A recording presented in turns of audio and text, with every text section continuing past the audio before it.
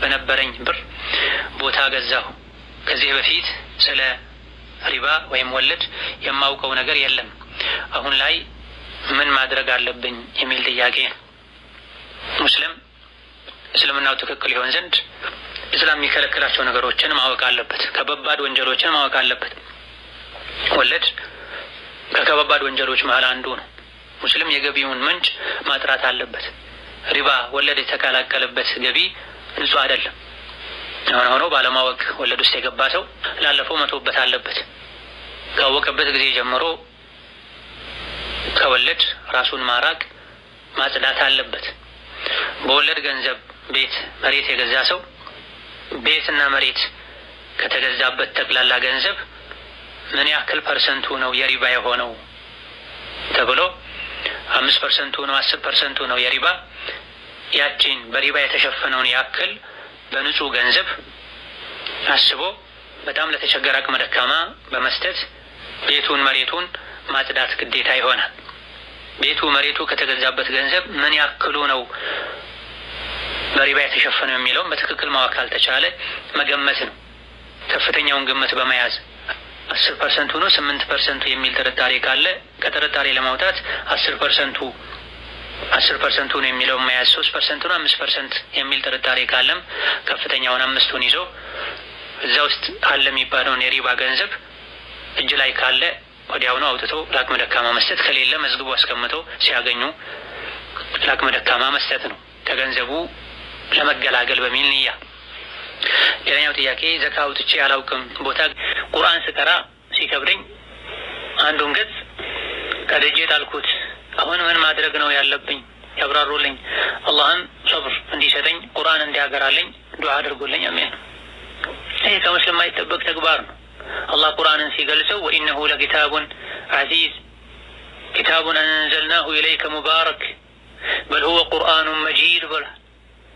ቁርአኑን መጂድ ማለት የላቀ መጽሐፍ ማለት ነው። የተከበረ መጽሐፍ ማለት ነው። ልናከብረው የሚገባ እጃችን ንጹህ ሆኖ ውዱእ አድርገን እንጂ ልንነካው የማይገባ ሐይድ ላይ ጀናባ ላይ ሆኖ ማይያዝ ማይነካ ሙስሊም ያልሆነ ሰው ማይነካው ማይዘው የተከበረ ቁርአን አላህ አክብሮታል። አማኝ ሁሉ ሊያከብረው ይገባል። ይህ ሆኖ ሳለ እንዴት ብሎ ሙስሊም ቁርአን እቀራለሁ ያለ እንዴት ቁርአን ይቀዳል? ለምንስ ይቀራል ታዲያ? ሊቀደው መጀመሪያ የቁርአንን ክብር ልናውቅ ከቁርአን ጋር እንዴት መናናር እንዳለብን አደቡን ልንረዳና ልንጠብቅ ይገባናል።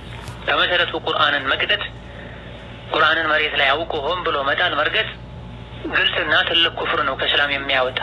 ምክንያቱም የእስላም መሰረቱ ወህዩ ነው፣ ቁርአን ነው፣ የአላህ ንግግር የሆነ ቁርአንን ቀደዱ ረገጡ ጣሉ ማለት እስላም ላይ ማሾፍ ማለት ነው፣ እስላምን ማናቅ ማለት ነው። ከጥያቄው የምንረዳው ለቁርአን መጓጓቱ ባለማወቁ ተሰምቶት ተጨንቆ ነው ይሄን ያደረገው። ነገር ግን አይሆንም። በዚህ መልኩ አይደለም ቁርአን የሚቀራው። ላ የመስሁ ኢላ አልሙጠሀሩን ልቡ ንጹህ የሆነ ሰው እንጂ ቁርአንን ሊያገኝ አይችልም። ቁርአንን መቅራት ማወቅ መሐፈዝ ማጣጣም የፈለገ ቀድሞ ልቡን ሊያጠራ ይገባዋል። ለምንድን ነው ቁርአን ያልገባኝ? አላህ ቁርአንን ወለቀድ የሰርነ አልቁርአነ ገር አድርጌዋለሁ ከማለቱ ጋር እኔ ነኝ ያልቀራሁት፣ እኔ ነኝ ያልተስተካከልኩት፣ ቁርአን እንዳይገባኝ ያደረገኝ ችግር እኔ ጋር ነው ያለው ብሎ የሰው ልጅ ቀልቡን ዞር ብሎ ቀልቡን ሊያጠራ ሊያጸዳ ይገባል። በአላህ ከማመኑ ቁርአንን ከመውደዱ ጋር ከመታገሉም ጋር ቁርአን የከበረው ሰው ትግሉ ላይ ሊቀጥል ይገባል። ሶብር ሊያደርግ ይገባል። ተስፋ ሳይቆርጥ ሊደጋግም አስተማሪ ሊቀየር ቁርአንን በቀላሉ ለመቅራት የሚረዱ ነገሮችን ሊያደርግ ይገባል። በዚህ መልኩ እስከታገለ ድረስ በትክክል ቀርቶ የሚያገኘውን አይነትም አጅር አላህ ሊሰጠው ይችላል። ፈድሉ ረሕመቱ ሰፊ ነው። ቁርአንን እየታገለ እየተንተባተበ የሚቀራ 2 አጅር አለው ብለዋል ነብዩ ሰለላሁ ዐለይሂ ወሰለም። በመቅራቱ 1 አጅር አለው፣ በመንተባተቡ በመታገሉ በመቸገሩ 1 አጅር አለው ብለዋል። በዚህ መልኩ ሶብር አድርጎ ለረጅም ጊዜ የቀጠለ ደግሞ የሆነ ጊዜ ላይ ይሳካለታል አይቀርም። ወይም አቀራሩ ላይ ስትኖርበት ነው፣ ወይም ጥሩ አስተማሪ ሳያገኝ ቀርቶ ነው፣ አሊያ ደግሞ ለመቅራት ጉጉት አለው እንጂ ቁርአን እንዳይገባው የሚያደርግ ችግር እሱ ጋር ኖሮ ሊሆን ይችላል። እነዚህን መፈተሽ አለበት እንጂ ቁርአንን አላህ ገር አድርጎታል። አረብም አረብ ያልሆነም ልቡን ፊቱን ወደ ቁርአን ካዞረ ቁርአን ለሱ ገር ይሆናል። አማ ቁርአንን መቅደድ ቁርአንን መገንጠል ትልቅ የሆነ አደጋ ነው፣ ስህተት። ኩፍር የሚሆነው ከእስላም የሚያወጣው ሆን ብሎ እስላምን ቁርአንን ንቆ ካደረጉት ነው።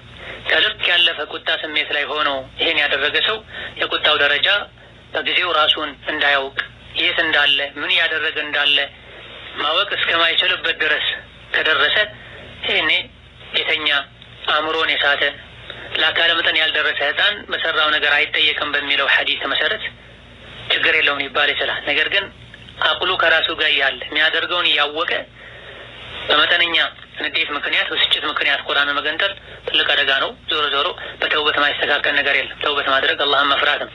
ቁርአንን በመናቅ ከሆነ የተደረገው ከእስላም መውጣት ነው፣ ሸሃዳን መያዝ ነው፣ እንደገና መስለም ነው።